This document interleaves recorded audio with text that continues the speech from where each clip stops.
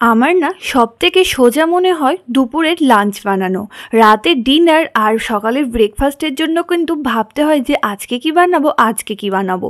রোজকার কিন্তু একটা টেনশন থেকেই থাকে। আজকে তাই রাতে ভাবলাম কি বানাবো, দেখলাম ফ্রিজে একটু পনির পড়ে আছে। ভাবলাম এটা দিয়েই আজকে কিছু একটা হালকা বানিয়ে নিই। তো প্রথমে পনিরটাকে আমি ফ্রিজ থেকে বেশ 10 মিনিট আগে বের করে রেখে দিয়েছিলাম। দেওয়ার পরে এখন একটা গ্রেটারের সাহায্যে পনিরটাকে এরকম আমি গ্রেট করে নিচ্ছি। আপনারা চাইলে হাত দিয়েও এটাকে ম্যাশ করে নিতে পারেন। এখন এখানে একটা মিডিয়াম সাইজের গাজর আর একটা ক্যাপসিকামকেও এখানে আমি সেম একইভাবে গ্রেট করে নিচ্ছি। আর নিয়ে নিচ্ছি একটা পেঁয়াজটাকেও গ্রেটারের সাহায্যে গ্রেট করে নিচ্ছি। আপনারা চাইলে কিন্তু এগুলোকে সব চপ করেও নিতে পারেন, একদম পাতলা পাতলা করে। এখন এখানে কিছু বেসিক মশলা দিয়ে দেবো। শুকনো লঙ্কার গুঁড়ো, লবণ, হলুদের গুঁড়ো, একটু জিরে গুঁড়ো, একটু ধনে গুঁড়ো, আর এখানে আমি একটু শাহি গরম মশলা দিয়ে দিয়েছি। এখন এটা বান্ডিংয়ের জন্য হালকা একটু কর্নফ্লাওয়ার দিয়ে দেবো। আপনাদের এখানে যদি কর্নফ্লাওয়ার না থাকে ময়দা ব্যবহার করতে পারেন।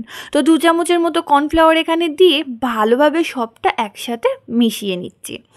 একসাথে মিশিয়ে নেওয়ার পরে এখানে না আমি একটু আলু সিদ্ধ দেবো। আলু সিদ্ধটা দিতে ভুলে গেছিলাম, তাই পরে আবার অ্যাড করে দিলাম এরকম 2টো ছোট ছোট আলুর টুকরো সিদ্ধ। আর এখানে কিছু ড্রাই ফ্রুটস, এখানে আমি কাজু বাদাম ব্যবহার করেছি, কিছুটা একদম কুচি কুচি করে দিয়ে দিলাম। দিয়ে আবারও ভালোভাবে মিশিয়ে নিয়েছি। নেওয়ার পরে এখন এগুলো আমি এরকম গোল গোল শেপ দিয়ে নিচ্ছি, যেমন কোপ্তার আমরা শেপ দিই ঠিক সেইভাবে। আর এটাও আমি কোপ্তাই বানাচ্ছি, এখানে আমি এটা পনিরের কোপ্তা বানাচ্ছি একদম নিজের স্টাইলে। তো এখন এগুলো এরকম গোল গোল আমি কোপ্তা শেপ দিয়ে নিয়েছি। এখন এগুলোকে ডিপ ফ্রাই করব না, এগুলো একদম কম তেলে আমি এগুলোকে হালকা একটু ফ্রাই করে নেব। তার জন্য এখানে আপাম প্যান ব্যবহার করেছি। এক প্যানের মধ্যে অল্প একটু তেল দিয়ে, তেলটা গরম হয়ে গেলে একে একে এই কোপ্তাগুলো প্যানের মধ্যে দিয়ে দেব। দিয়ে এগুলোকে একটু এরকম উল্টে পাল্টে ভালোভাবে একটা লালচে কালার আসা পর্যন্ত একটু ভেজে নেব। চলে যাচ্ছি এখন পরের স্টেপে। ওগুলো আমার ভাজা হয়ে গেছে, সাইডে রেখে দিচ্ছি। কড়াইয়ের মধ্যে অল্প একটু তেল দিয়ে তার মধ্যে একটু জিরে, একটু মৌরি, একটু গোটা গরম মশলা দিয়ে দিয়েছি। আর দিয়ে দিচ্ছি বেশ কিছুটা রসুনের কোয়া আর একটুখানি মতো আদা একটু ছোট ছোট করে কেটে নিয়ে দিয়ে দিলাম। দিয়ে সেটাকে একটু ভেজে নিয়ে তার মধ্যে অ্যাড করে দিচ্ছি কিছু পেঁয়াজ কুচি, কিছু টমেটো কুচি আর 5 থেকে 6টা কাজু বাদাম। ব্যাস সবগুলোকে একটু নেড়ে চেড়ে ভেজে নিয়ে হালকা একটু ভেজে নিতে হবে। নিয়ে ঢাকা দিয়ে প্রায় 3 থেকে 4 মিনিটের মতো লো ফ্লেমে এটাকে একটু রান্না করে নেব, যাতে একটু সিদ্ধ সিদ্ধ হয়ে আসে। এখন সবটা বাইরে বের করে ঠান্ডা করে নেব। নেওয়ার পরে একটা মিক্সির জারের মধ্যে দিয়ে একটা এরকম পেস্ট বানিয়ে নেব।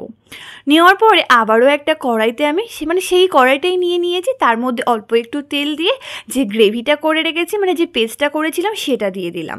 দিয়ে তার মধ্যে একে একে আবারও কিছু বেসিক মশলা যেমন লবণ, শুকনো লঙ্কার গুঁড়ো, ধনে গুঁড়ো, জিরে গুঁড়ো দিয়েছি। দিয়ে খুব ভালোভাবে এটাকে নেড়ে চেড়ে নেব। এটাকে ভালোভাবে নেড়ে চেড়ে একটু ফুটিয়ে নিতে হবে। বেশি ফোটানোর দরকার নেই বা বেশি কিছু করার দরকার নেই, জাস্ট মশলাটাকে একদম যাতে কাঁচা ভাবটা একটু আর চলে যায় তার জন্য একটু নেড়ে চেড়ে নিতে হবে। ব্যাস এখন একটু পানি দিয়ে দিলাম, দিয়ে আবারও একটু নেড়ে চেড়ে ভালোভাবে এটাকে ফুটিয়ে নেব। এই গ্রেভিটা তৈরি করতে জোর 5 মিনিটের মতো সময় লাগে, তার থেকে কিন্তু বেশি একদমই সময় লাগে না। পুরো প্রসেসটাই করতে আপনাদের 10 থেকে 20 মিনিটের মধ্যে সময় লাগবে। ব্যাস এখন এই যে কোপ্তার উপর থেকে আমি গ্রেভিটা দিয়ে দিলাম আর উপর থেকে একটু ফ্রেশ ক্রিম দিয়ে দিয়েছি ভালো দেখার জন্য। আর নানের সাথে এগুলোকে সার্ভ করে